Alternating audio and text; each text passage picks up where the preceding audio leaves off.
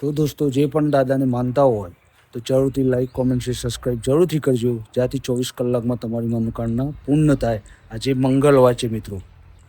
તો હેલો દોસ્તો, કેમ છો મિત્રો? નવા બ્લોગમાં બધાનું સ્વાગત છે મિત્રો. કારણ કે આજે તો મંગળવાર હતો ભાઈ, તો આપણે મંદિરે આવી ગયા હતા. પણ મંદિર આપણે બતાવશું જ્યાં હનુમાન દાદાની મૂર્તિ છે, જ્યાં બધા જે મંગળવારે જે માનતા હોય, મંગળવાર શનિવાર ભરતા હોય, તો એના માટે હનુમાન દાદાને મહત્વપૂર્ણ છે મિત્રો.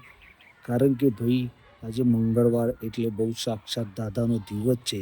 જે દાદાનો જે મંગળવાર શનિવાર કહે છે તો કામ સફળ થાય છે. એ સત્ય છે. કળિયુગના હર હતા હનુમાન દાદા એટલે આપણા માટે ભગવાન રૂપી છે મિત્રો. તો આપણે દાદાના દર્શન કરાવશું, કારણ કે મંગળવાર અને મનની શાંતિ મેળવવી હોય તો ભાઈ આપણે મંદિરમાં જવું પડે મિત્રો.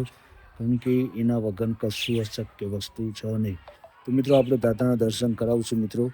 કે જ્યાં આપણે આપણા મંદિર છે બધા તે બતાવશું. આ આપણું મહાકાળીમાનું મંદિર છે, આપણા આ દાદાનું છે, કે જ્યાં આપણે દર શનિવાર મંગળવાર આપણે દાદાના સરસોના તેલનો દીવો કરીએ છીએ.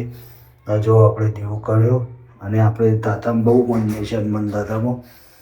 તો દાદાને જે પણ માનતા હોય મિત્રો તો જય સિયારામ લખતા જજો. આ જ્યાં નાની મૂર્તિ પ્રતિષ્ઠિત કરેલી છે ત્યાં લોકો તેલ પણ ચડાવે છે. શનિવારના દિવસે સિંદૂર તેલ એ અહીંયા ચડાવી શકાય છે. ઘણા લોકો અહીંયા ભોગ પણ ચડાવે છે મિત્રો.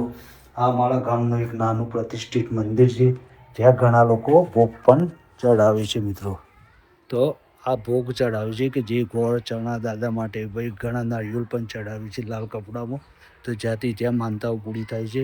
આપણા હનુમાન દાદા તો હરેક જગ્યા ઉપર સાક્ષાત છે મિત્રો. પણ જે પણ માનતા હોય મિત્રો તો દાદા માટે એક લાઈક કોમેન્ટ શેર સબસ્ક્રાઈબ જરૂરથી જય સિયારામ લખતા જજો, જ્યાંથી દાદા તમારી મનોકામના પૂર્ણ કરે મિત્રો. તો જય સિયારામ.